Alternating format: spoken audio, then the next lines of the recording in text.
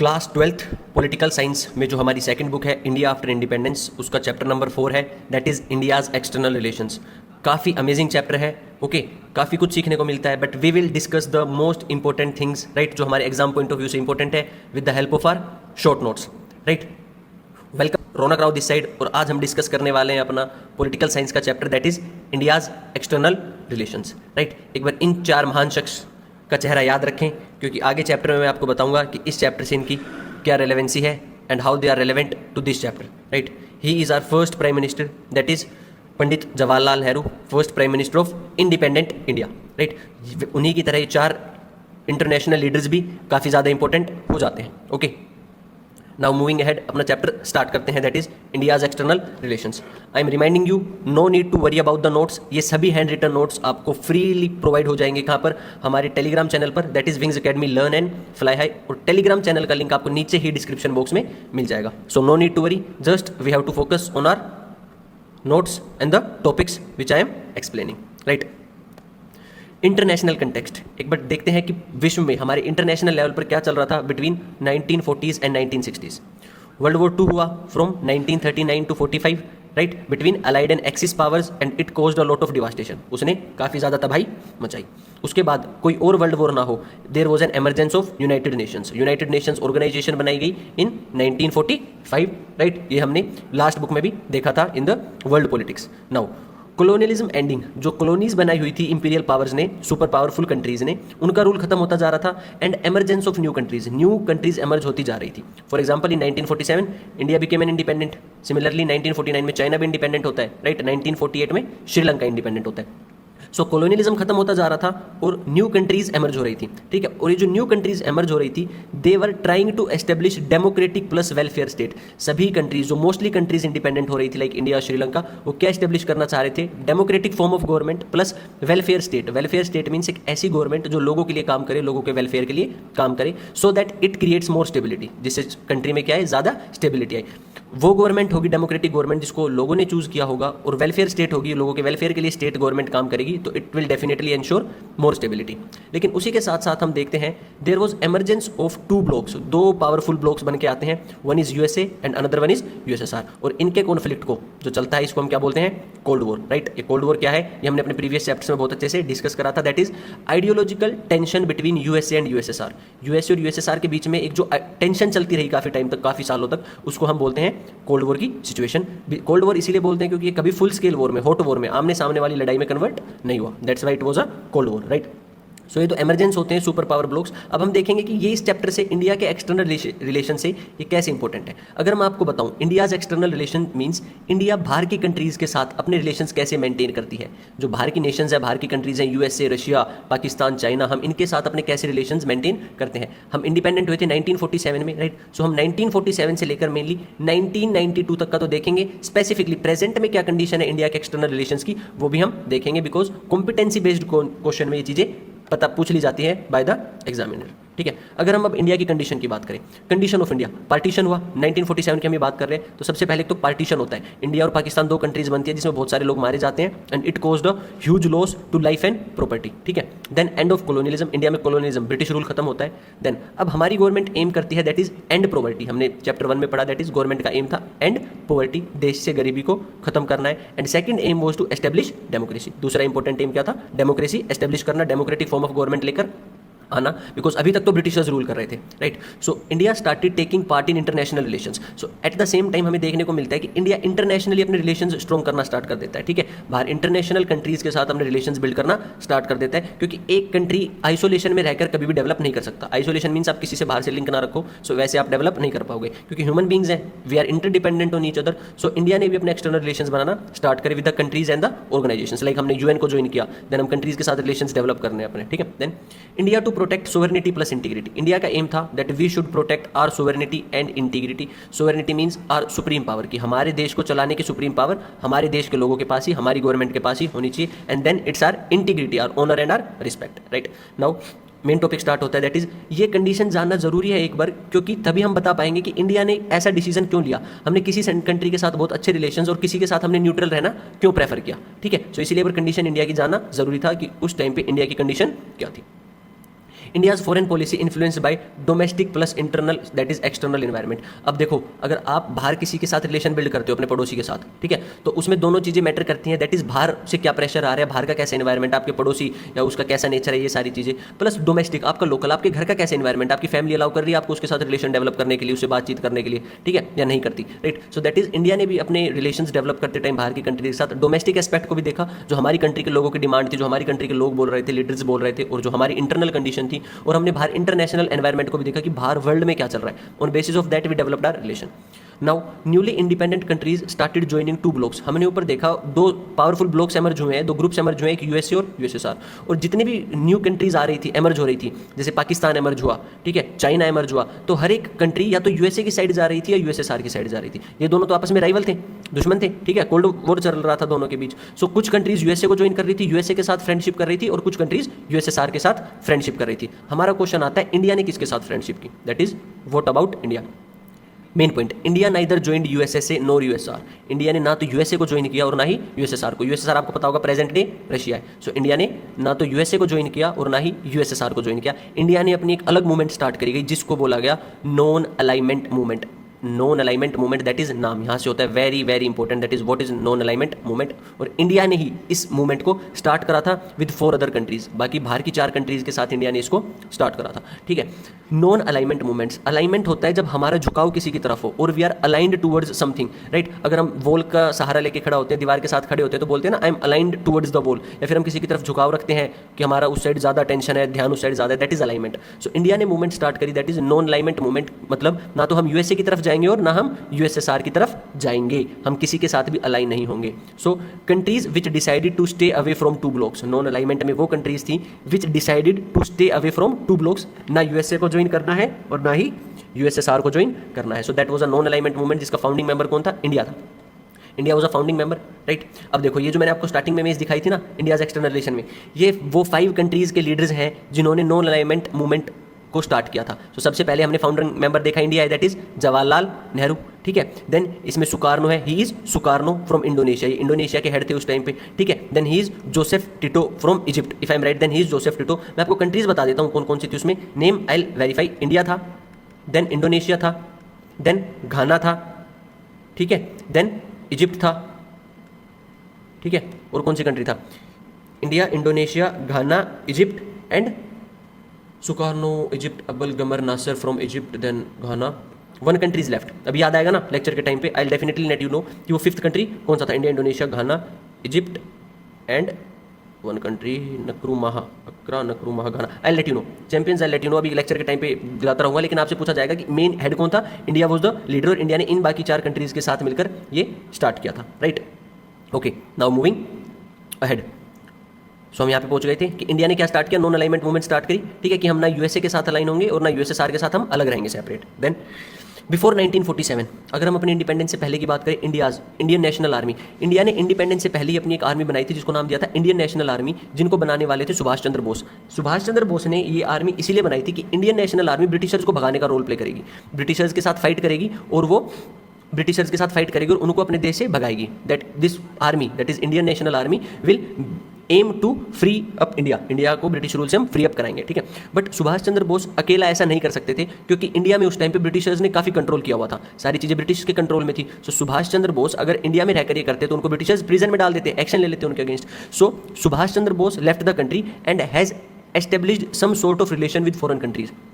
Subhash Chandra Bose secretly, एक movie भी है इनके ऊपर, आप कभी देखना, सुभाष चंद्र बोस सीक्रेटली ब्रिटिशर से छुप के इंडिया को छोड़ के बाहर चले जाते हैं और बाहर के कंट्रीज के लीडर के साथ रिलेशंस बिल्ड करना स्टार्ट करते हैं, लाइक रशिया, देन और जर्मनी में वो हिटलर से मिलते हैं, and then he came to Myanmar, Japan जाते हैं और जापान से भी रिलेशन बिल्ड करते हैं और म्यांमार से भी रिलेशंस बिल्ड करते हैं। So mainly he tried to establish relation with other countries. और एक्सटर्नल रिलेशन क्या होता है, बाहर की कंट्रीज के साथ लिंक बनाना। सो डायरेक्टली आपसे पूछेगा, Indian national army was made by Subhash Chandra Bose और एम था इंडिया को फ्री अप कराना, अपनी खुद की इंडिपेंडेंट मिलिट्री, अपनी खुद की आर्मी स्टैंड करके, और उसके लिए हमने बाहर की कंट्री से हेल्प लेना स्टार्ट कर दिया था। उसका एम क्या था इंडियन नेशनल आर्मी का, to end colonialism in India, ठीक है। अब इंडिया 1947 में इंडिपेंडेंट होता है, ठीक है। ऑल्दो ये आर्मी ज़्यादा सिग्निफिकेंट रोल प्ले नहीं कर पाई क्योंकि ब्रिटिशर्स ने इस आर्मी के रिवोल्ट को सप्रेस कर दिया था। जब हमने मेनली हमने बर्मा म्यांमार से एंट्री स्टार्ट करी इंडिया में इस आर्मी के साथ सुभाष चंद्र बोस ने, तो ब्रिटिशर्स ने इसको सप्रेस कर दिया था, ब्रिटिशर्स को इन्फॉर्मेशन मिल चुकी थी और उन्होंने इसको सप्रेस कर दिया था। बट फाइनली हम इंडिपेंडेंट होते हैं 7, ठीक है। नाउ नेहरूज रोल, ये बहुत ज़्यादा इंपॉर्टेंट है। That is what was the role played by Jawaharlal Nehru, that was the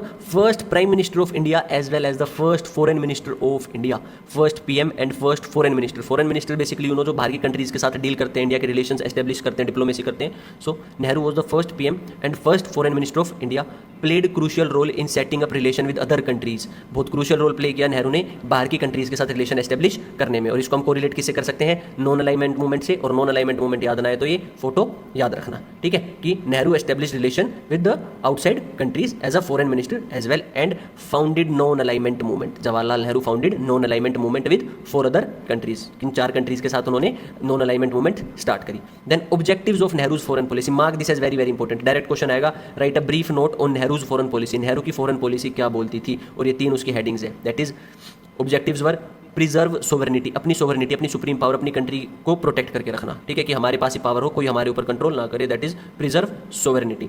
second, protect territorial integrity, अपनी टेरिटरी, अपनी देश की ज़मीन, अपनी टेरिटरी को बचाकर रखना, अपनी लैंड को बचाकर रखना, अपनी लैंड की इंटीग्रिटी को प्रोटेक्ट करना। देन रैपिड इकोनॉमिक डेवलपमेंट, और थर्ड ऑब्जेक्टिव था फॉरेन रिलेशंस जवाहरलाल नेहरू की फॉरेन पॉलिसी का, that is rapid economic development. Country की सोवरेनिटी को प्रोटेक्ट करना, टेरिटोरियल इंटीग्रिटी को प्रोटेक्ट करना और रैपिड इकोनॉमिक डेवलपमेंट करना। Mark this as important. Indian political party / leaders had mixed opinions towards the joining blocks. India में भी कुछ ऐसे लीडर्स थे जो बोल रहे थे कि हमें यूएसए के साथ जाना चाहिए, वहीं पे कुछ लीडर्स थे कम्युनिस्ट जो बोल रहे थे हमें यूएसएसआर की साइड जाना चाहिए। बट जवाहरलाल नेहरू क्या डिसाइड करते हैं as a foreign minister and first prime minister of India कि हम किसी के साइड भी नहीं जाएंगे, we will stay away from both military blocks. याद रखना है, यूएसए का नाटो और यूएसएसआर का वॉरसो दोनों मिलिट्री ब्लॉक्स थे। मिलिट्री ब्लॉक्स मीन्स दोनों अपनी अपनी मिलिट्री को स्ट्रॉन्ग कर रही थी, अगर लड़ाई होगा तो हम सब साथ में फाइट करेंगे। यूएसएसआर को सपोर्ट करने वाली कंट्रीज जिस ग्रुप को ज्वाइन करती है, it was known as Warsaw Pact. वहीं पे यूएसए ने स्टार्ट किया था NATO, that is North Atlantic Treaty Organization. Warsaw present day देखे तो हम खत्म हो चुका है, बट नाटो अभी भी एग्जिस्टेंस में है और काफी पावरफुल मिलिट्री ब्लॉक है, ठीक है, जो कि आपको अभी पता होगा रशिया यूक्रेन की जो लड़ाई चल रही है उसमें नाटो का बहुत क्रूशियल रोल है, ठीक है।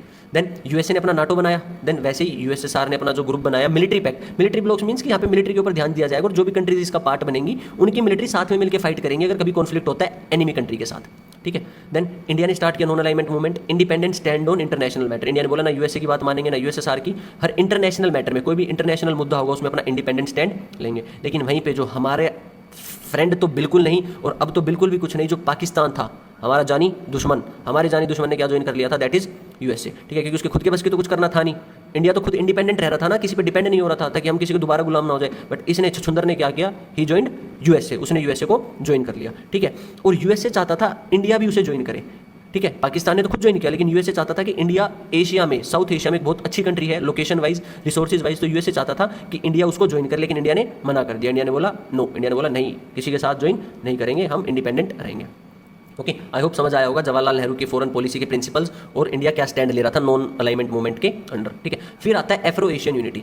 जवाहरलाल नेहरू एक इंपॉर्टेंट बात बोलते हैं, एक चीज़ को, एक आइडिया को एडवोकेट करते हैं, एक आइडिया को सामने रखते हैं कि हमें एशियन और अफ्रीकन कंट्रीज के बीच यूनिटी लेकर आनी चाहिए, कि जो एशिया की कंट्रीज है और अफ्रीकन कंट्रीज है उनके बीच हमें यूनिटी डेवलप करनी चाहिए। क्यों? क्योंकि एशिया की भी बहुत सारी ऐसी कंट्रीज थी जिनके ऊपर इंपीरियल पावर्स, ब्रिटेन, फ्रांस, इन्होंने रूल किया था, और सेम अफ्रीका में भी बहुत सारी ऐसी कंट्रीज थी जो न्यूली इंडिपेंडेंट हुई थी, पहले उनके ऊपर ब्रिटिशर्स ने रूल किया था, ठीक है, नॉट ब्रिटिशर्स, यूरोपियंस ने रूल किया था अलग अलग टेरिटरी पे। सो वो चाहता था कि हम दोनों ही सेम प्रॉब्लम से निकल कर आए, तो हमें आपस में यूनिटी दिखानी होगी, हमें आपस में भाईचारा, ब्रदरहुड डेवलप करना होगा। Okay, so this idea of Afro Asian unity was advocated by Jawaharlal Nehru. Then both Asia plus Africa suffered colonial rule, दोनों अफ्रीका और एशिया ने क्या सफर किया, कॉलोनियल रूल, इंपीरियल पावर का रूल फेस किया है कंट्रीज ने, बाहर की कंट्रीज ने इनके ऊपर रूल किया है। India convened Asian relation conference March 1947। मार्च 1947 में इंडिया एक कॉन्फ्रेंस ऑर्गेनाइज करता है, that is Asian relation conference, ठीक है, एशियन कंट्रीज के बीच में और अफ्रीकन कंट्रीज के बीच में एक स्ट्रॉन्ग रिलेशन बनाने के लिए। India wanted all countries to be free from colonial rule, और इसमें इंडिया एडवोकेट करता है कि सभी कंट्रीज को फ्री होना चाहिए फ्रॉम द कॉलोनियल रूल, ठीक है।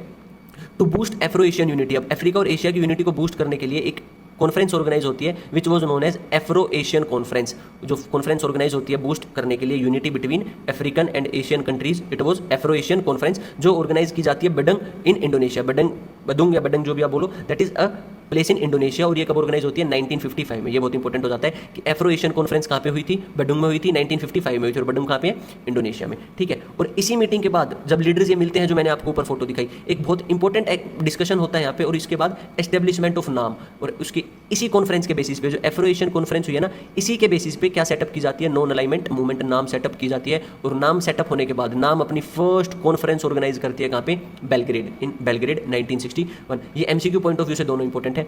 अगर एफ्रो एशियन कॉन्फ्रेंस पूछा जाए कि एफ्रो एशियन फर्स्ट कॉन्फ्रेंस कहाँ हुई थी, तो वो बेडुंग इंडोनेशिया में हुई थी 1955 में। लेकिन पूछा जाए नॉन अलाइनमेंट मूवमेंट की first meeting, first conference non alignment जिन्होंने ज्वाइन किया था, उनकी कहाँ पे हुई थी first meeting, it was in Belgrade इन 1961।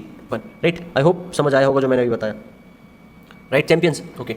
सो ये बहुत इंपॉर्टेंट हो जाता है, जो टॉपिक मैंने आपको भी एक्सप्लेन किया है। डायरेक्टली क्वेश्चन आएगा, right a short note on Afro Asian unity. Africa और एशिया के बीच में यूनिटी क्या था, किसने इस आइडिया को रखा। सो हमें सब बताना है। जवाहरलाल नेहरू ने प्रपोज किया, अफ्रीका और एशिया कंट्रीज दोनों कॉलोनियल रूल फेस कर रही थी, ठीक है। उसके लिए एक एशियन रिलेशन कॉन्फ्रेंस हुई, देन उसके बाद मेन एफ्रो एशियन कॉन्फ्रेंस हुई बेडुंग में इंडोनेशिया में, और फिर नॉन अलाइनमेंट मूवमेंट की फर्स्ट मीटिंग की गई 1961। और ऐसा क्यों किया जा रहा था अफ्रीकन और एशियन कंट्रीज के बीच, यू वेरी वेल नो कि ऐसा क्यों किया जा रहा था।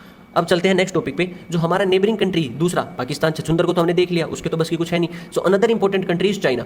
चाइना भी उसी हमसे 2 साल बाद इंडिपेंडेंट हुआ था। सो स्टार्टिंग में इंडिया को लगा कि हमें चाइना के साथ अच्छे रिलेशंस बिल्ड करने चाहिए, ठीक है। लेकिन ये बहुत गलत डिसीजन था। देखो, China first country to recognise communist, India first country to recognise China, communist China in 1949। China को रिकॉग्नाइज करने वाला जो फर्स्ट कंट्री बना, चाइना मैंने बोला 1949 में इंडिपेंडेंट हुआ, तो चाइना के इंडिपेंडेंट होते उसे किसी ने अगर रिकॉग्नाइज किया, किसी देश ने ये बोला कि हाँ मैं चाइना को एक इंडिपेंडेंट कंट्री मानता हूँ, वो भी कम्युनिस्ट चाइना को, कि वहाँ पे हमारे यहाँ पे डेमोक्रेसी थी, वहाँ पे कम्युनिस्ट रूल चलता है, one party rule, communist party वहाँ पे रूल करती है, ठीक है, सोशलिज्म चलता है। सो इंडिया फर्स्ट कंट्री बनी जिसने चाइना को रिकॉग्नाइज करा ताकि हमारे चाइना के साथ अच्छे रिलेशन हो सके, ठीक है। Then Nehru trusted China, Nehru ने चाइना को ट्रस्ट किया और एक स्लोगन भी दिया, दैट इज हिंदी चीनी भाई भाई।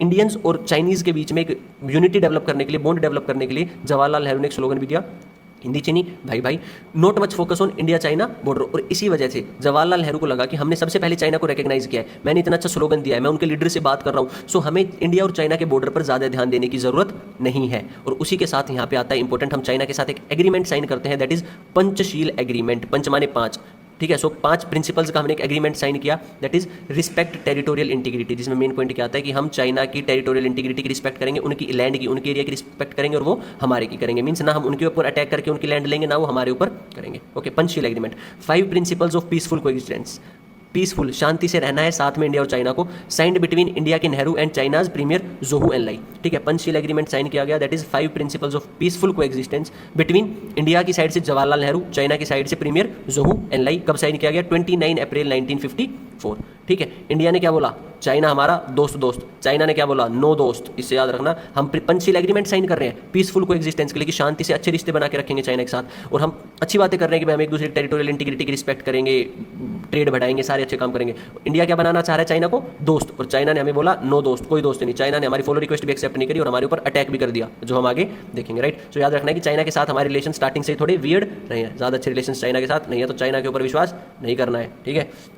Now India China earlier did not share border. अगर हम पहले की बात करें तो लिटरली रियलिटी में इंडिया और चाइना कभी बॉर्डर शेयर ही नहीं करता था, ठीक है। क्योंकि इंडिया जो है, इंडिया तिब्बत के साथ बॉर्डर शेयर करता है, किसके साथ करता है, तिब्बत के साथ, और तिब्बत चाइना के साथ बॉर्डर शेयर करता है, ठीक है। बट तिब्बत एक बफर जोन था, मतलब 2 डिस्प्यूट एरियाज के बीच में, इंडिया और चाइना के बीच में जो बैलेंस का काम कर रहा था वो था तिब्बत, ठीक है। हम बॉर्डर शेयर नहीं कर रहे थे, but China annexed Tibet in 1950। China ने 1949 में इंडिपेंडेंट हुआ और 1950 में सबसे पहले जो काम किया, अटैक कर फोर्सफुली तिब्बत को एनेक्स कर लिया, तिब्बत को कैप्चर कर लिया और अपनी टेरिटरी में मिला लिया, ठीक है। उस टाइम पे तिब्बत के जो स्पिरिचुअल हेड थे, तिब्बत में यूनो कौन सा रिलीजन फॉलो किया जाता है, बुद्धिज्म फॉलो किया जाता है, और तिब्बत में बुद्धिज्म के जो हेड है, जैसे हमारे इंडिया में हिंदुइज्म के अगर हम हेड माने तो शंकरा जी को माना जाता है, ठीक है, जो 4 शंकराचार्य हैं, वैसे ही तिब्बत में बुद्धिज्म रिलीजन के जो हेड थे उनको बोला जाता है दलाई लामा। दलाई लामा एक पोस्ट है, एक रैंक है, उनको क्या बोला जाता है, दलाई लामा, ठीक है। जैसे ही दलाई लामा ने देखा कि चाइना ने एनेक्स कर लिया तिब्बत को 1950 में, Dalai Lama spiritual leader came to India, जो दलाई लामा थे वो छुपके से कहाँ पे आ गए, इंडिया में बॉर्डर क्रॉस कर आ गए और गोट असाइलम, उन्होंने इंडिया में शरणागति ले ली, असाइलम ले लिया कि चाइना में मुझे, मतलब अब मुझे तिब्बत में रहने में खतरा है, क्योंकि तिब्बत में कौन आ गया,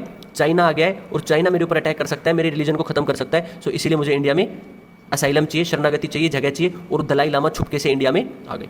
China was not happy with this. China को जैसे ही पता चला दलाई लामा छुप के इंडिया चले गए हैं, चाइना को बहुत गुस्सा आया। चाइना बोला इंडिया गलत कर रहा है, दलाई लामा को वापस भेजो। But at the same time India ने भेजने से मना कर दिया, बिकॉज बुद्धिज्म जो रिलीजन है स्टार्ट तो इंडिया से ही हुआ था, बुद्धिज्म जो रिलीजन है हमारा स्टार्ट तो इंडिया से ही हुआ ना था। सो इंडिया सेड नहीं, वापस तो नहीं भेजेंगे, वो अपनी मर्जी से आए, ठीक है। Then India territorial demarcation done by the colonial rule, और इसीलिए इंडिया और तिब्बत जो अब चाइना का पार्ट बन चुका है, सो इंडिया और चाइना के बीच में या तिब्बत के बीच में बोलो, जो बाउंड्री डिसाइड की गई थी वो कॉलोनियल रूल मींस ब्रिटिशर्स ने करी थी। और इंडिया और चाइना के बीच में जो लाइन है उसको हम क्या बोलते हैं, मैकमोहन लाइन। इंडिया और चाइना के बीच में जो लाइन है उसको हम क्या बोलते हैं, मैकमोहन लाइन। मैकमोहन उन लीडर का नाम है, ब्रिटिशर का नाम है, जिन्होंने इस लाइन को डिसाइड किया था। वैसे ही इंडिया और पाकिस्तान की जो बॉर्डर लाइन है उसको हम बोलते हैं रेड क्लिफ लाइन, ठीक है। याद रखना, इंडिया और पाकिस्तान लड़ाई हुए तो बहुत ज़्यादा खून बहा था, खून कैसा होता है, रेड होता है। सो इंडिया और पाकिस्तान के बीच में है रेड क्लिफ लाइन, और चाइना के साथ है हमारी मैकमोहन लाइन, ठीक है। India territorial demarcation done by the colonial rule China. No I will not accept it. India बोलता है जो ब्रिटिशर्स लाइन बना के चले गए इंडिया और चाइना की वो मानेंगे, चाइना बोलता है नहीं, चाइना बोलता है नहीं मैं वो नहीं मानूंगा, मैं अब इंडिपेंडेंट कंट्री हूँ तो खुद डिसाइड करूंगा कि मेरी बाउंड्री कहाँ तक है। और तभी चाइना बोलता है कि मेरे को इंडिया की 2 टेरिटरीज चाहिए। चाइना बोलता है कि इंडिया के पास मेरी 2 जगह है और मेरे को वो वापस चाहिए। मैंने कहा अच्छा भाई, इंडियंस ने बोला अच्छा मजाक थोड़ी ना चल रहा है कि तुम मांगोगे और हम दे देंगे, खैरात में चीज़ें थोड़ी बट रही हैं। और चाइना किन 2 टेरिटरीज को डिमांड करता है? फर्स्ट इज अक्साई चिन जो लद्दाख में है, और सेकंड इज अरुणाचल प्रदेश। उस टाइम पे अरुणाचल प्रदेश को नेफा बोला जाता था, NEFA, याद रखना। अरुणाचल प्रदेश को क्या बोला जाता था? NEFA, that is North Eastern Frontier Agency. उस टाइम पे अरुणाचल प्रदेश नहीं था, उसको अरुणाचल प्रदेश को ही हम नेफा बोलते थे, that is North Eastern Frontier agency. China बोलता है आके कि ये 2 टेरिटरीज अक्साई चिन जो लद्दाख में है और अरुणाचल प्रदेश मेरी टेरिटरी है, ठीक है। और इसी बात की वजह से इंडिया और चाइना के बीच में स्मॉल कॉन्फ्लिक्ट, छोटे मोटे डिस्प्यूट स्टार्ट हो गए, ठीक है। ये थोड़ा सा लड़ाई बहस नॉर्मल, बट चाइना ने एग्रेशन दिखाया हमारे अगेंस्ट 1962 में, जिसको बोला जाता है Indo Sino war of 1962। India और चाइना के बीच में जो पहली मेजर लड़ाई हुई, जवाहरलाल नेहरू बोलते रह गए हिंदी चीनी भाई भाई, और वहाँ पे चीनियों ने हमारी फौज के ऊपर अटैक कर दिया, और वो भी दोनों साइड एक साथ। अक्साई चिन पे भी अटैक कर दिया और उसी टाइम पे एक साथ अरुणाचल प्रदेश के ऊपर भी अटैक कर दिया। इंडिया नया नया इंडिपेंडेंट हुआ था 47 में, मिलिट्री ज़्यादा स्ट्रॉन्ग नहीं थी, रिसोर्सेज ज़्यादा नहीं थे, और अगर थे भी तो उस टाइम पे जवाहरलाल नेहरू सोच रहे थे चाइना हमारे साथ कभी ऐसा नहीं करेगा, चाइना तो उन्होंने अपना बड़ा भाई बना लिया था, ठीक है। बट चाइना ने धोखा दे दिया और इंडिया के ऊपर अटैक कर दिया। China attacked at both fronts, एक साथ चाइना ने दोनों जगह अटैक कर दिया, अक्साई चिन में भी और नेफा में भी, ठीक है। अक्साई चिन में तो वो रुक गए क्योंकि इसको बोला जाता है बैटल ऑफ रेजांगला, ठीक है, जो अही रेजिमेंट की डिमांड चल रही है और रेजांगला में जो लड़ाई हुई थी सो वो यही वाली लड़ाई है। तो अक्साई चिन में तो हमने उनको रोक लिया, बट नेफा में थोड़ा टाइम लगा, दैट इज अरुणाचल प्रदेश में। ऑल तो वो थोड़ा सा अंदर आ गए थे लेकिन फिर कुछ ही बाहर गए, ठीक है। आफ्टर सीज फायर, जब सीज फायर रुका एग्रीमेंट हुआ तो बाहर चले गए। इसमें हमारी बहुत बुरी हार हुई क्योंकि ना हमारे पास वेपन थे, ना हमारे पास ट्रेनिंग थी, इवन हमारे सोल्जर्स बहुत बेसिक कपड़ों के साथ इन 2 एरियाज में लड़े हैं। अक्साई चिन में और नेफा में हमारे सोल्जर्स बहुत बेसिक, देखो ये दोनों हाई ऑल्टीट्यूड एरियाज हैं, यहाँ पे स्नोफॉल रहती है बहुत ज़्यादा, ठीक है, बहुत ज़्यादा सर्दी रहती है, तो बेसिक एम्यूनिटीज़ के साथ हमारे फौजियों को यहाँ पे लड़ना पड़ा है। तो ये डायरेक्ट क्वेश्चन आ सकता है कि किन 1962 याद रखना, एक तो चाइना के साथ पहला कॉन्फ्लिक्ट कब हुआ? 1962 में हुआ। कहाँ पे हुआ? अक्साई चिन और अरुणाचल प्रदेश, अक्साई चिन लद्दाख और अरुणाचल प्रदेश नेफा, वो आपको पता है, right. Then India lost, India हार गया। अब देश हारा है किसी दूसरे देश से युद्ध में, लड़ाई में, सो किसकी बुराई होगी? सरकार की। सरकार किसकी थी? गवर्नमेंट किसकी थी? Congress. So Congress government was criticize, Congress government को बहुत ज़्यादा पूरे देश में क्रिटिसाइज किया गया, अपोजिशन ने आवाज़ उठाई कि आपने हमारे देश को हरवा दिया। जवाहरलाल नेहरू ने चीनी भाई कर करके इंडिया को उनसे हरवा दिया और वो कुछ टेरिटरीज भी ले गए थे, right, from the Arunachal Pradesh side. So now leaders resigned. इस चीज़ को देख के कांग्रेस के कुछ लीडर्स ने रिजाइन करा, जैसे कि वी कृष्णन मेनन उस टाइम पे हमारे डिफेंस मिनिस्टर थे, और इंडिया को डिफेंड करना, प्रोटेक्ट करना किसकी रिस्पॉन्सिबिलिटी है? सबसे ज़्यादा डिफेंस मिनिस्टर की है। डिफेंस मिनिस्टर देखेगा ना, सो अब हार गए हम, डिफेंड नहीं कर पाए, खुद को ना बचा पाए, सो वी कृष्णन मेनन जो उस टाइम पे डिफेंस मिनिस्टर थे उन्होंने रिजाइन दे दिया और फर्स्ट नो कॉन्फिडेंस मोशन पेश किया गया कांग्रेस के against. No confidence motion means ये पास किया जाता है लोकसभा में कि ये जो गवर्नमेंट रूल कर रही है इसके बस की रूल करना नहीं है, इसके against no confidence motion pass करो और इसको पावर से हटाओ, वोट डालो सभी और नो कॉन्फिडेंस मोशन पास करके इसको हटाओ। उस टाइम पे हमारी जो अपोजिशन में पार्टीज थी that is communist party of India. उस टाइम पे जो पार्टी थी communist party of India. Communist party भी 2 ब्लॉक्स में डिवाइड हो जाती है, एक communist party of India Congress की सपोर्ट कर रही थी और एक communist party of India Marxist जो प्रो चाइना थी, जो चाइना की सपोर्ट करती थी, ठीक है, ये याद रखना है। Communist party of India Marxist, एक कम्युनिस्ट पार्टी ऑफ इंडिया थी, ओपोजिशन की पार्टी थी उस टाइम पे, कांग्रेस रूलिंग था, ओपोजिशन में सीपीआई थी। सो उसमें एक फैक्शन था जो कांग्रेस को सपोर्ट करता था, लेकिन दूसरा फैक्शन था जो मार्क्सिस्ट था और चाइना को सपोर्ट करता था, हमारे कम्युनिस्ट थे, ठीक है। Then at the same time हमें देखने को मिलता है reorganisation of state started in north east India. हम नॉर्थ ईस्ट इंडिया को एरिया को स्टेबल और अच्छा एडमिनिस्ट्रेशन वहाँ पे करने के लिए उसको वहाँ पे स्टेट्स बनाना स्टार्ट कर देते हैं, और जो स्टेट बनकर आती है that is Nagaland, Tripura and Manipur, जहाँ पे हम बोला जाता है कि ये अपनी खुद की गवर्नमेंट अब सेटअप करेंगी ताकि उस एरिया में थोड़ा अच्छे से फंक्शन किया जा सके, उस एरिया को प्रोटेक्ट किया जा सके, ठीक है। दिस इज द थिंग, ये याद रखना है बिल्कुल अच्छे से कि 1962 में हमारी पहली लड़ाई हुई थी चाइना के साथ। अब जरा थोड़े से बातें डिस्कस कर ले पाकिस्तान के साथ। एट प्रेजेंट इंडिया पाकिस्तान का मैच चल रहा है और रील्स पर यूट्यूब पे उसे बॉयकॉट करा जा रहा है, and I also completely condemn that, जिसके साथ हमारे इतने खराब रिलेशंस हैं, जो हमारे देश में आकर हमारे लोगों को मार रहा है, ठीक है, ऑल्दो हम बदले में जवाब दे रहे हैं, मुंह तोड़ जवाब दे रहे हैं, तो इसके साथ मैच नहीं खेला जाना चाहिए और ना उसको दिखाया जाना चाहिए, राइट। सो इंडिया और पाकिस्तान का रिलेशन आ जाता है, अभी न्यूज़ में भी बहुत ज़्यादा है, तो ज़्यादा आने के चांसेस है इस बार आपके एग्जाम में, जैसे इंडस वाटर ट्रीटी और अभी जो कॉन्फ्लिक्ट हुआ है। तो देख लेते हैं हमारी कितनी पाकिस्तान से कौन कौन से एरियाज़ में लड़ाई हुई है और उसमें कौन जीता है और कौन हारा है, ठीक है। ये बच्चों बहुत अच्छे से समझना।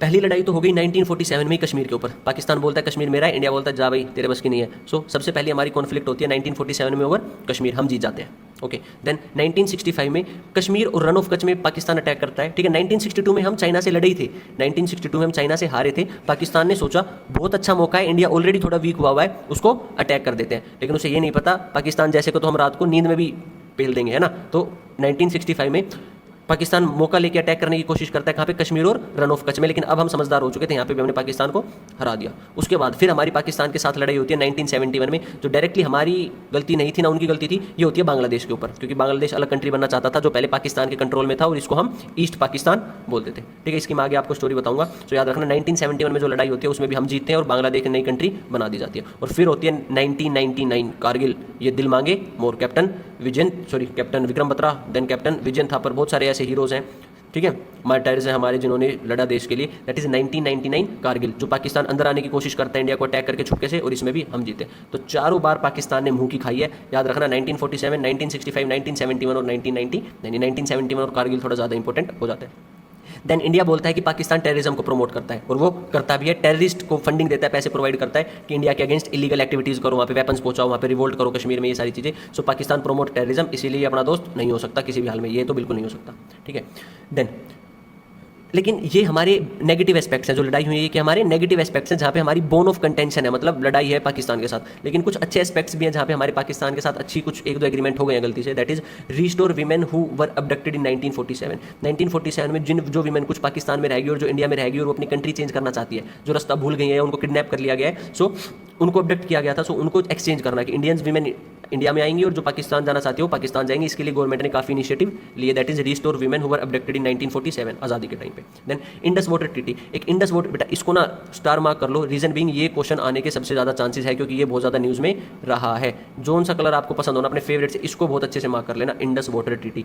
इंडिया और पाकिस्तान के बीच में एक वो ट्रीटी साइन हुई थी 1960 में, इंडस वाटर ट्रीटी, ठीक है, और वो अभी तक चलती आ रही थी, लेकिन अभी हमने उससे अबेंस पे डाल दिया था, होल्ड पे डाल दिया था। और इंडिया और पाकिस्तान के बीच में जो इंडस वाटर ट्रीटी साइन कराई थी, वो सोल्यूशन किसने कराया था, वर्ल्ड बैंक। ऑप्शंस में आएगा यूएन, आपको लगेगा लड़ाई हुई है तो यूएन ही सोल्व कराएगा, ठीक है, सो उसको सोल्व कराया था वर्ल्ड बैंक लेना कि यूएन ने।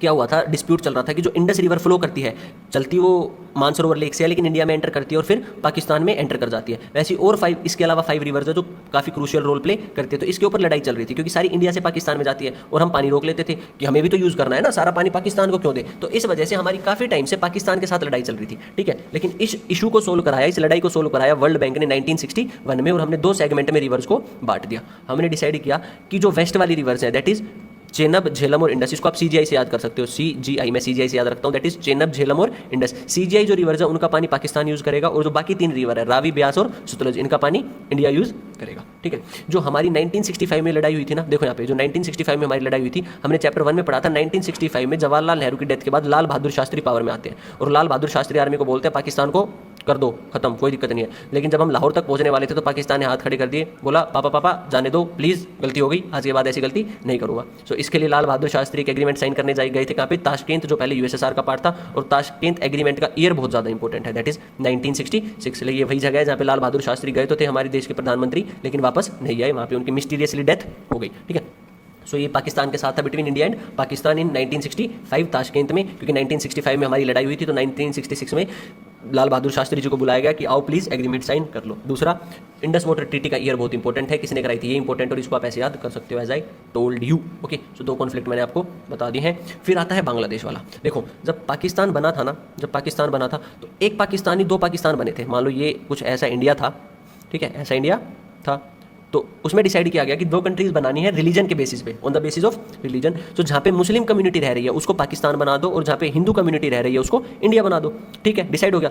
लेकिन जब हमने एनालाइज करा तो पता चला कि मुस्लिम कम्युनिटी 2 जगह मेजोरिटी में, एक तो इस वाले पोर्शन में बहुत ज़्यादा मुस्लिम्स रह रहे हैं, और दूसरा इस वाले पोर्शन में बहुत ज़्यादा मुस्लिम्स रह रहे हैं। इन 2 पोर्शन में बहुत ज़्यादा मुस्लिम्स रह रहे हैं और बाकी सारे में हिंदूज हैं, ठीक है। तो हमने कहा ठीक है, तो ऐसा कर लेते हैं, पाकिस्तान बना देते हैं। सो पाकिस्तान पाकिस्तान एक ही बना, लेकिन उन्होंने अपने 2 जो नाम डिसाइड किए, एक को किया वेस्ट पाकिस्तान क्योंकि वेस्ट साइड में है, और इसको डिसाइड किया ईस्ट पाकिस्तान, ये है ईस्ट साइड में, ठीक है। जो ईस्ट पाकिस्तान है वो हमारे जो वेस्ट बंगाल है उनके साथ बाउंड्री शेयर करता है, ठीक है। सो यहाँ पे जो मेनली लोग हैं वो बंगाली लैंग्वेज भी बोलते हैं, ठीक है। और ये चीज़ वेस्ट पाकिस्तान को पसंद नहीं थी, जो मेन पाकिस्तान आज प्रेजेंट डे में। सो ये जो वेस्ट पाकिस्तान है ना, ये ईस्ट पाकिस्तान को डोमिनेट करके रखता था, ना इसको कुछ फ्रीडम देता था, ना यहाँ पे इलेक्शन कराता था, कुछ भी नहीं कराता था, बहुत परेशान करा हुआ था ये वेस्ट पाकिस्तान ने ईस्ट पाकिस्तान को। इसीलिए ईस्ट पाकिस्तान के लोगों ने कर दिया रिवोल्ट स्टार्ट। ईस्ट पाकिस्तान ने बोला भाई बहुत हो गया, हमें नहीं रहना तेरे साथ वेस्ट पाकिस्तान, हमें अपना अलग देश बनाना है बांग्लादेश, क्योंकि तुम बोलते उर्दू, हम बोलते बंगाली लैंग्वेज, बेशक हम मुस्लिम है लेकिन बोलते तो हम बंगाली लैंग्वेज है ना। सो हमें अपनी अलग कंट्री चाहिए बांग्लादेश। लेकिन अब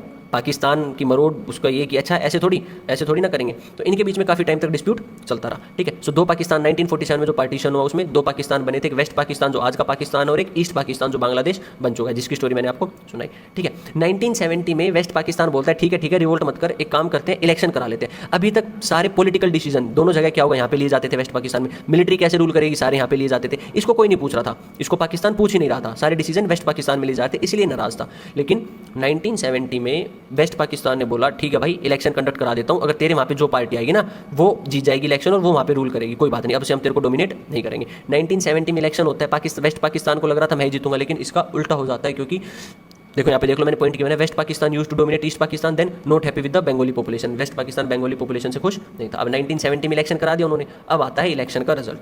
इलेक्शन के रिजल्ट में वेस्ट पाकिस्तान में जुल्फिकार अली भुट्टो जीतते हैं, जो ये मेन आज प्रेजेंट है पाकिस्तान, यहाँ पे कौन जीतता है, जुल्फिकार अली भुट्टो। लेकिन ईस्ट पाकिस्तान में जीत जाते हैं शेख मुजीबुर रहमान, ये नाम बहुत इंपॉर्टेंट है।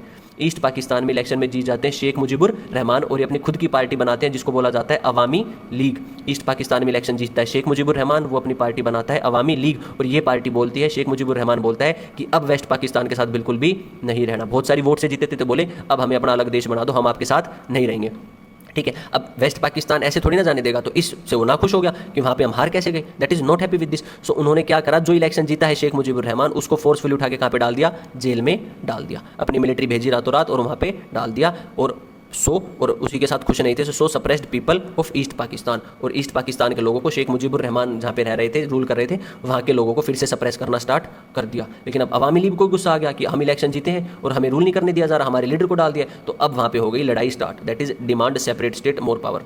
अवामी लीग मांग रही थी अलग स्टेट अलग कंट्री चाहिए, आपके साथ नहीं रहना, और इस वजह से वहाँ पे हो गई लड़ाई स्टार्ट। और अब जब वेस्ट पाकिस्तान और ईस्ट पाकिस्तान लड़ रहा है, सो वेस्ट पाकिस्तान पावरफुल है, मिलिट्री है वहाँ पे बहुत ज़्यादा, ईस्ट पाकिस्तान थोड़ा वीक है, राइट, ईस्ट पाकिस्तान थोड़ा वीक है ना। सो ईस्ट पाकिस्तान में जब वेस्ट पाकिस्तान ने ईस्ट पाकिस्तान के लोगों को मारना स्टार्ट किया, सो ईस्ट पाकिस्तान के लोग छुपके से इंडिया में आना स्टार्ट हो गए रेफ्यूजी की तरह। ओके देखो, because of this 80 lakh Bengali from east Pakistan came to India as a refugee. इस अटैक में इस टाइम पे 80 लाख बंगाली जो ईस्ट पाकिस्तान में रहते थे वो माइग्रेट होकर कहाँ पे आ गए, इंडिया आ गए। और अब इंडिया की सरकार के ऊपर 80 लाख लोगों का बर्डन आ गया, इनको खाना देना, रहने की जगह देना। सो इंडियन गवर्नमेंट को समझ आया कि ये तो ऐसे काम नहीं चलेगा, ऐसे लोग अगर आते रहेंगे वहाँ से तो इंडिया कब तक सर्वाइव कर पाएगा, हमें भी तो अपनी चीज़ों का ध्यान रखना है, अपने लोगों का ध्यान रखना है, ठीक है। सो उस टाइम पे होती है फुल स्केल लड़ाई स्टार्ट, जिसमें पाकिस्तान का साथ देने आते हैं यूएसए और चाइना, वहीं पे इंडिया का साथ देने आता है यूएसएसआर, ठीक है। देखो इस टाइम पे कुछ ऐसा हुआ था कि इंडिया इनडायरेक्टली जो वेस्ट ईस्ट पाकिस्तान था उसको सपोर्ट कर रहा था, जो ईस्ट वाली साइड पाकिस्तान था ना उसको सपोर्ट कर रहा था, बट डायरेक्टली नहीं।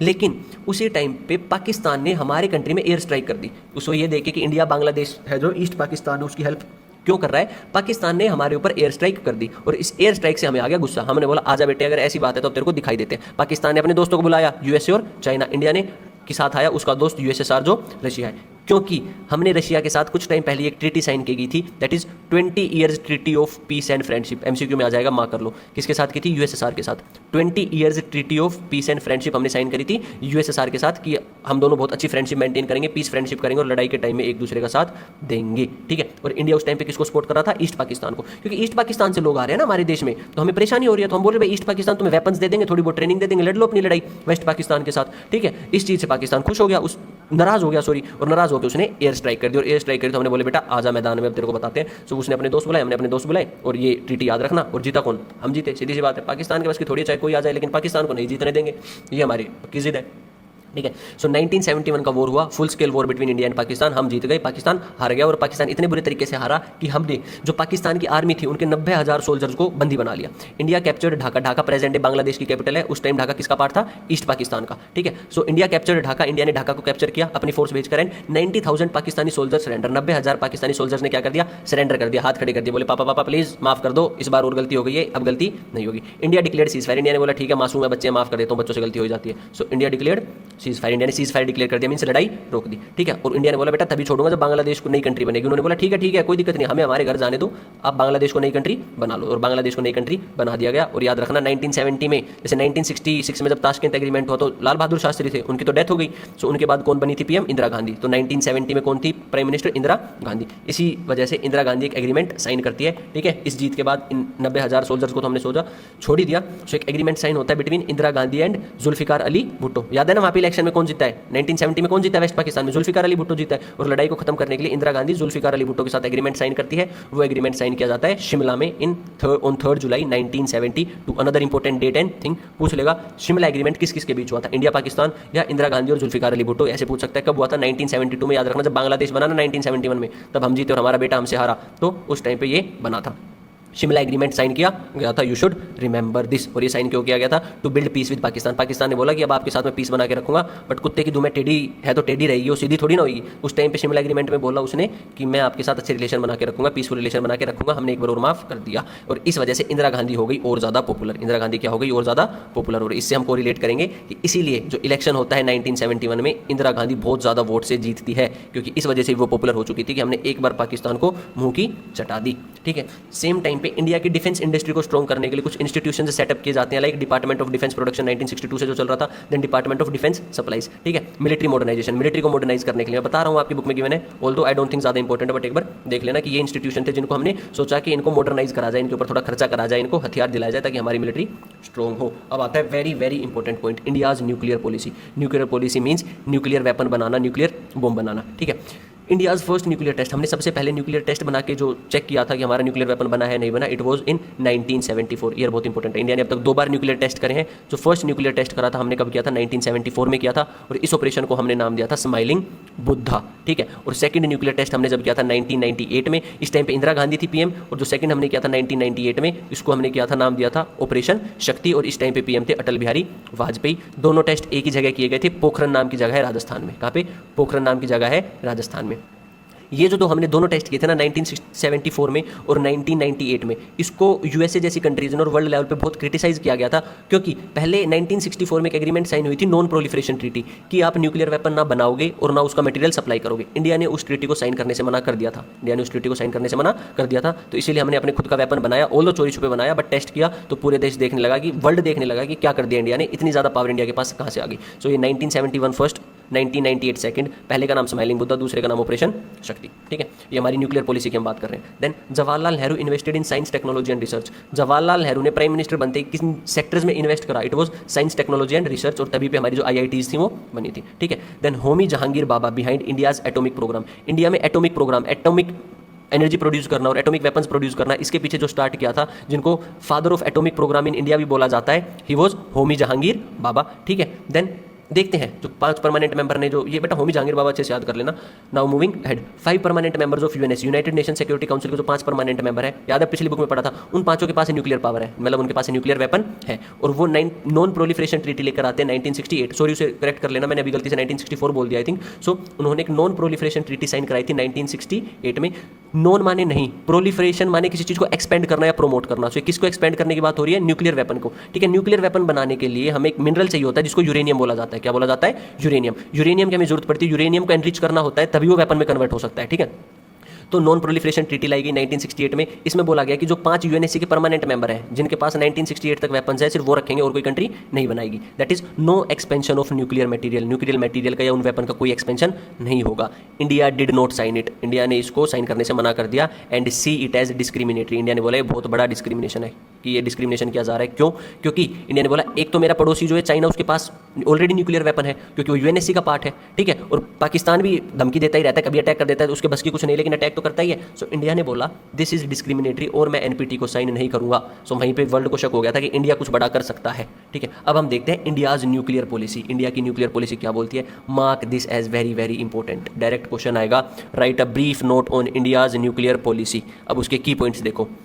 इंडिया की न्यूक्लियर पॉलिसी, हमने जो न्यूक्लियर वेपन बनाए, लेकिन हमने बनाए क्यों बनाए और हम उसका क्या डिक्लेरेशन देते हैं? That is nuclear weapon for peaceful purpose. हमने पीसफुल पर्पस के लिए बनाए हैं, हमने लड़ाई करने के लिए नहीं बनाए, अपनी सेफ्टी के लिए बनाए हैं। देन नो फर्स्ट यूज, हम कभी भी लड़ाई में, कितनी बड़ी लड़ाई हो जाए, पहले न्यूक्लियर वेपन यूज नहीं करेंगे। Then no use against non nuclear country, जिस कंट्री के पास न्यूक्लियर वेपन नहीं है उसके अगेंस्ट हम कभी भी न्यूक्लियर वेपन यूज नहीं करेंगे। Then no use against civilian, हम सिविलियन के अगेंस्ट, लोगों के लिए भी, लोगों की तरफ भी कभी भी न्यूक्लियर वेपन यूज नहीं करेंगे। And then no sale of nuclear weapon या मटेरियल, हम कभी भी न्यूक्लियर वेपन या उससे रिलेटेड कोई मटेरियल माने यूरेनियम को ना बेचेंगे, ना न्यूक्लियर वेपन को बेचेंगे किसी कंट्री को, ना उस मटेरियल को बेचेंगे। ये क्वेश्चन रिपीटेडली आया है। I am giving you to the point 5 point कि इंडिया की न्यूक्लियर पॉलिसी क्या बोलती है। ध्यान रखना, न्यूक्लियर पॉलिसी माने न्यूक्लियर वेपन से रिलेटेड बात हो रही है, ना कि फॉरेन पॉलिसी। आगे फॉरेन पॉलिसी के पॉइंट्स भी बताऊंगा। न्यूक्लियर पॉलिसी बोलती है पीसफुल पर्पस के लिए नो फर्स्ट यूज, पहले यूज नहीं करेंगे, सिविलियंस के अगेंस्ट यूज नहीं करेंगे, जिस कंट्री के पास नहीं है न्यूक्लियर वेपन उसके अगेंस्ट भी यूज नहीं करेंगे, और किसी को ना बेचेंगे, ना वेपन बेचेंगे, ना मटेरियल बेचेंगे। ठीक है, अब आता है crucial very very important point. जैसे मैंने आपको न्यूक्लियर पॉलिसी के पॉइंट बताए थे, नाउ ये दूसरा डायरेक्ट क्वेश्चन आएगा, की elements of India's foreign policy. India की फॉरेन पॉलिसी के मेन एलिमेंट क्या है? एक है नॉन अलाइनमेंट, ठीक है, कि हम किसी के साथ अलाइन नहीं हुए थे। दूसरा है पंचशील एग्रीमेंट, हमने नॉन एग्रेशन, एग्रेशन नहीं दिखाएंगे, गुस्सा नहीं दिखाएंगे, लड़ाई नहीं करेंगे, पीसफुल को एग्जिस्टेंस, म्यूचुअल रिस्पेक्ट, एक दूसरे की रिस्पेक्ट और म्यूचुअल बेनिफिट, ट्रेड करके एक दूसरे के बेनिफिट के लिए जो एग्रीमेंट साइन किया था, इट इज पंचशील एग्रीमेंट। ये हमारी फॉरेन पॉलिसी का पार्ट है, याद रखना। नॉन अलाइनमेंट भी हमारी फॉरेन पॉलिसी का एलिमेंट है और पंचशील भी। Then anti colonialism, India colonialism के अगेंस्ट है। एक पावरफुल कंट्री दूसरे को कंट्रोल नहीं करेगी, सबको फ्री रहने का राइट है। So India is against colonialism, that is anti colonialism. Then anti racism, हम रेसिज्म के अगेंस्ट है, ब्लैक एंड व्हाइट का डिस्क्रिमिनेशन कहीं पे भी नहीं होना चाहिए, so we are against racism. Then sovereignty, हम सोवेरेनिटी को प्रमोट करते हैं, रिस्पेक्ट सोवेरेनिटी, अपनी सुप्रीम पावर लोगों के पास, सरकार के पास होनी चाहिए और अपने टेरिटोरियल को हमें प्रोटेक्ट करके रखना है, ये हमारी फॉरेन पॉलिसी। ना हम दूसरे के साथ छेड़खानी करेंगे, ना हम देखा इंडियन किसी के ऊपर पहले अटैक किया, अभी तक नहीं किया, उनकी गवर्नमेंट के साथ छेड़छाड़ की नहीं किया, उनकी लैंड को कैप्चर करने की कोशिश की नहीं किया। So we respect sovereignty and territorial integrity, हमारी फॉरेन पॉलिसी का पार्ट है। देन वासुदेव कुटुंबकम, ये याद रख लो, कहीं पे याद रह जाए तो इसको लिखाना, that is Vasudhaiva Kutumbakam, one earth one family, पूरा परिवार, पूरी अर्थ क्या है, पूरा एक परिवार है। देन अतिथि देवो भव, हमारे जो मेहमान आते हैं उनको हम भगवान की तरह ट्रीट करते हैं। एंड देन डिसआर्मामेंट, इंडिया ने बायोलॉजिकल और केमिकल वेपन्स को डिसआर्म किया था कि हम ना कभी डेवलप करेंगे और ना रखेंगे, जो हमने लास्ट बुक में देखा। ये पॉइंट याद कर लो, 6 मार्क्स का क्वेश्चन सबसे ज्यादा मिलने के चांसेस है। ये हेडिंग्स है, नॉन अलाइनमेंट, किसी के साथ अलाइन नहीं होना, ना यूएसए ना यूएसएसआर, उस टाइम पे Panchsheel agreement, anti colonialism, anti racism, sovereignty, Vasudhaiva Kutumbakam, one family one earth, पूरा अर्थ क्या, एक परिवार है। ठीक है। देन अतिथि देवो भव, our guests are like a god. Then disarmament policy, ये पहले से चलता आ रहा था, लेकिन अब कुछ चेंजेस की ज़रूरत है। Now we need some changes. क्या चेंजेस? पहले हम बोलते थे नॉन अलाइनमेंट, किसी के साथ अलाइन नहीं होंगे, लेकिन अब समय बदल चुका है, हम बोलते हैं मल्टी अलाइनमेंट।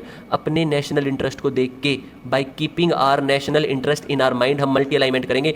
जहाँ यूएसए सही लगेगा यूएसए के साथ बात करेंगे, जहाँ यूएसएसआर सही लगेगा वहाँ यूएसएसआर के साथ बात करेंगे, जहाँ चाइना सही लगेगा वहाँ चाइना के साथ बात करेंगे, ठीक है, लेकिन पाकिस्तान के साथ नहीं करेंगे, और वो हमारे लायक भी नहीं है बात करने के लिए। मतलब मल्टी अलाइनमेंट, मतलब जहाँ हमें अपना नेशनल इंटरेस्ट दिखेगा, जहाँ अपना फायदा है हमारे देश का, उनके साथ हम अलाइन होंगे।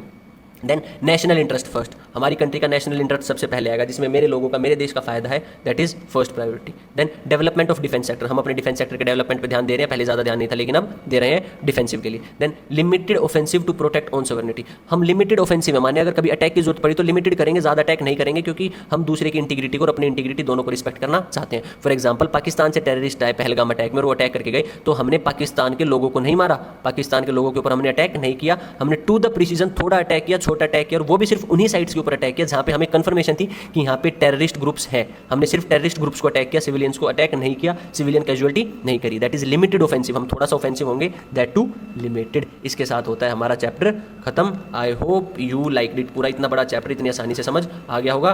ओके, देन अगर आया हो then do tell me in the comment section video कैसी लगी, कहीं पे इंप्रूवमेंट करने की जरूरत है, I always welcome new ideas, new views बता सकते हो, ठीक है। नोट्स टेलीग्राम चैनल पे मिल जाएंगे, हैंड रिटन, टेलीग्राम चैनल का लिंक डिस्क्रिप्शन में गिवन है। मिलते हैं नेक्स्ट वीडियो में, स्टे ट्यून्ड। वेट, एक चीज देख के जाओ, कुछ इंपॉर्टेंट क्वेश्चन जो मैंने मार्क कराए हैं, जैसे न्यूक्लियर पॉलिसी, ठीक है, देन हमारी फॉरेन पॉलिसी, देन किस पाकिस्तान के साथ कैसी लड़ाई है, क्या क्या लड़ाई है, Indus water treaty, non proliferation treaty, then Shimla agreement, Tashkent agreement, ठीक है बच्चों, और बांग्लादेश वाला लड़ाई, बांग्लादेश वाला कॉन्फ्लिक्ट क्यों हुआ, ठीक है। ये सारी चीजें बहुत इंपॉर्टेंट हो जाती है। एफ्रो एशियन यूनिटी, बेलग्रेड, बेंडंग, ये आपको बिल्कुल याद होना चाहिए। इंडिया चाइना रिलेशंस बिल्कुल पता होना चाहिए। ओके, हाँ, और इनकी कंट्रीज का name, wait let me tell you, just give me a second. जो हेड थे मैं उनका नाम अभी आपको बताता हूँ। इंडिया, अब देखो अच्छे से, इंडिया के साथ एक थी घाना, एक थी इंडोनेशिया, एक थी इजिप्ट और एक थी यूगोस्लाविया। सो ये नाम याद रखने 5 कंट्री के इंडिया के साथ किन कौन आए थे, और ये उन्हीं 5 कंट्रीज के लीडर्स हैं, ठीक है। ये यूगोस्लाविया से, इंडोनेशिया से, इजिप्ट से गमल अबर नसर, और ये नक्रुमा घाना से, ठीक। और ये हमारे first prime minister. I hope you like it. थोड़ा सा माइंड से स्किप हो गया था Yugoslavia. Okay, then take care, bye bye, जल्दी मिलते हैं, stay tuned. And yes champions, do tell me in the comment section video कैसी लगी, because your comments are very much necessary, motivate भी करते हैं, एज वेल एज रीच भी बढ़ती है हमारी वीडियो को, बाकी स्टूडेंट्स तक भी पहुंचती है, राइट। सो सिर्फ अपना फायदा नहीं सोचते, कभी कभी दूसरों का फायदा भी सोच लेना बच्चा party. Okay, take care, stay tuned, bye bye, have a great time ahead. मिलते हैं नेक्स्ट वीडियो में।